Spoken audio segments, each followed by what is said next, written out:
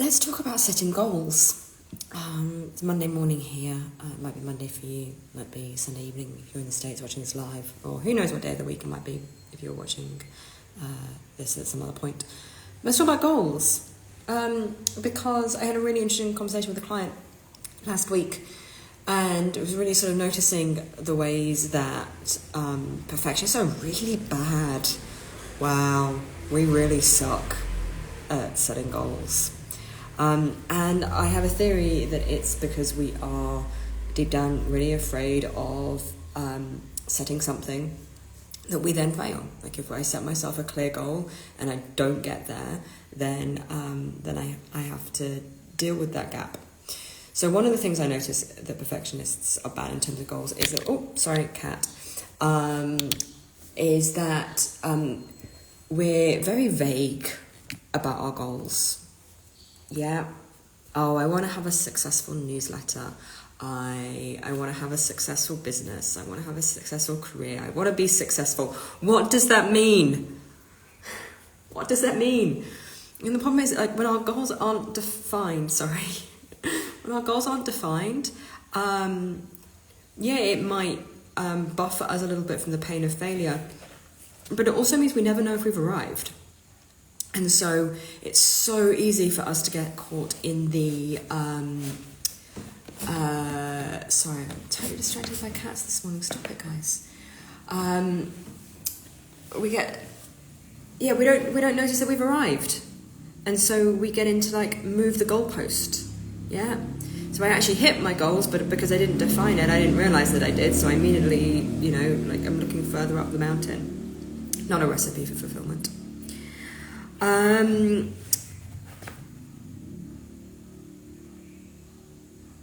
The other thing that we tend to be really bad at with setting goals is setting goals that are outside of our control. For example, I want to have 10,000 people reading my newsletter, or I want to have 10,000 followers on Instagram.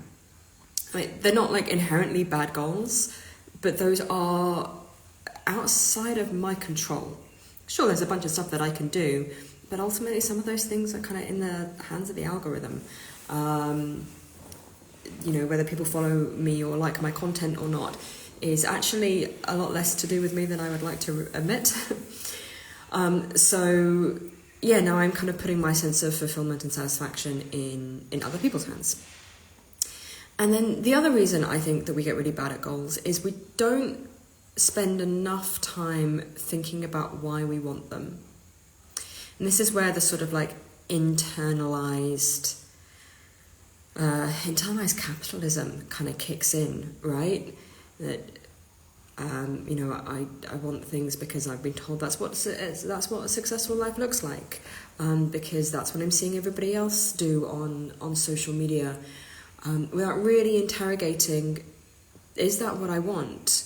And not just like, is the outcome what I want, but is the process of moving towards that goal the way that I want to live my life?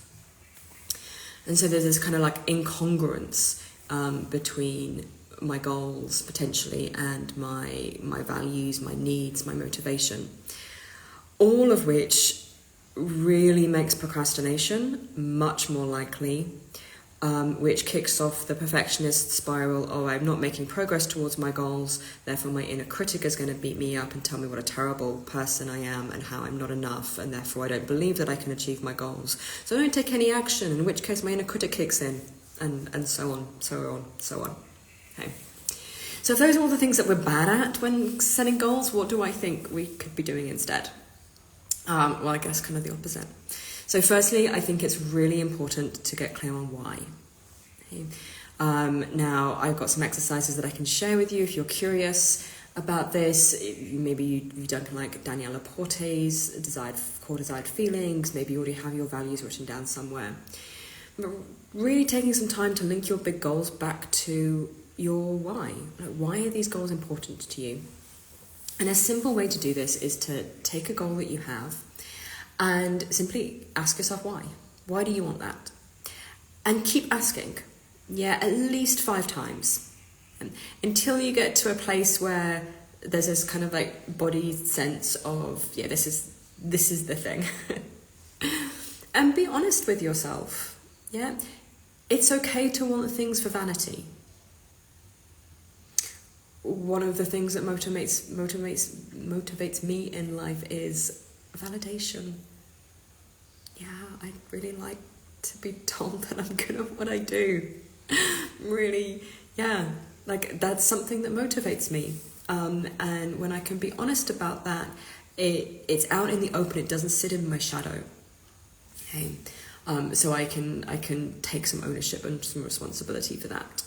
And I can look at healthy ways of getting that validation and receiving reflections and impact, rather than getting it kind of vicariously through likes or these things that don't actually matter. So getting really clear on your why is the first thing. The second thing is to make sure that your goal is clearly defined. Okay. So I am going to take an example which I can really relate to, and that is I have a goal to write a book. Okay. And this again came up with a client recently who also shares this desire, except when this client talks about writing a book, what they mean is I want to get a book published with a major publisher, and I want it to be a bestseller. Okay. That's a very different goal. I hope that you can hear that. Writing a book and having a book published by a major publisher, book becoming a bestseller, those are two very different things. So getting really clear about what it is that you're aiming for. This might include metrics, and I know metrics can be scary, and often we're kind of told not to put numbers to things. But I think getting really specific about what success looks like for you with a goal is really important, so that you know if you've hit it, so that you get to celebrate and feel this sense of accomplishment. But what I don't like to do is binary. Binary metrics suck for me because they immediately set this kind of condition. It's either pass or fail, success or failure. And I think that's really unhelpful.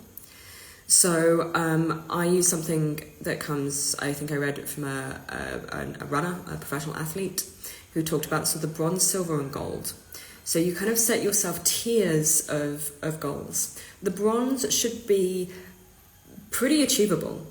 Yeah, it should not be a big stretch for you to hit your bronze level. Your silver might be a stretch and you'd be really happy if you got that. And then the gold is the kind of like, if everything went exactly as I wanted it to, gold-plated, copper-bottomed, the ultimate, that would be the gold standard. And what I like about this is it kind of sets up a range, where like the bottom's actually quite doable. So I feel some sense of success and progression towards my goal. And I'm also stretching myself. I'm also, in that place where, I'm motivated by something that feels a little bit difficult. But I don't beat myself up if I don't hit it. Okay, because even if I miss my gold standard, then I'd probably at least hit the bronze. Okay? So clearly defined goals, sometimes with metrics if it's appropriate, and with this sense of bronze, silver, gold. What are my tiers of success? And then finally, thinking about goals that are actually inside your gift to do something about them. So if I take this example again of the book, I could write a book.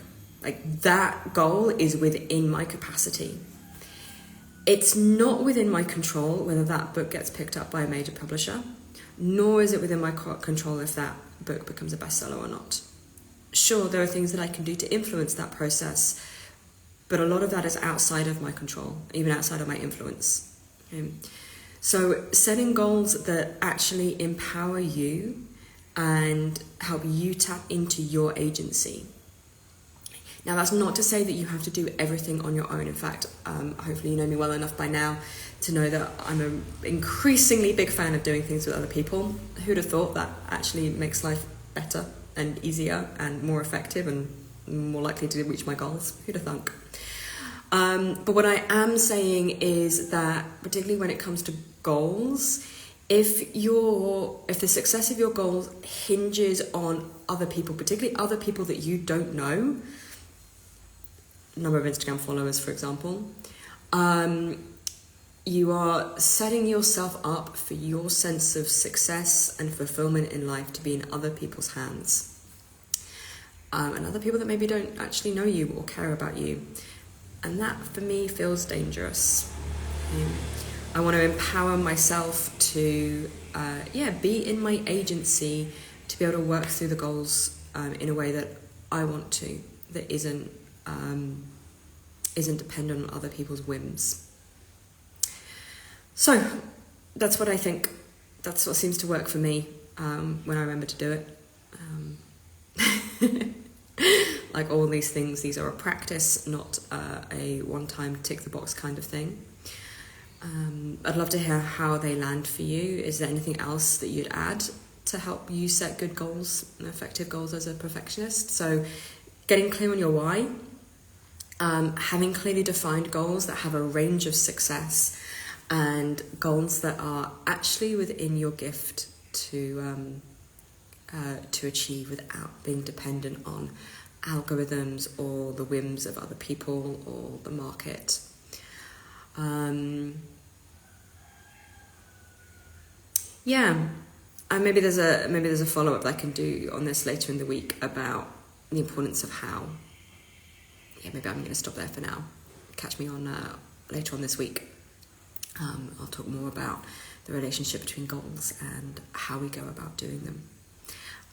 But if you've got comments, questions, please leave them in the things below. And thanks for being here. I'll see you next time.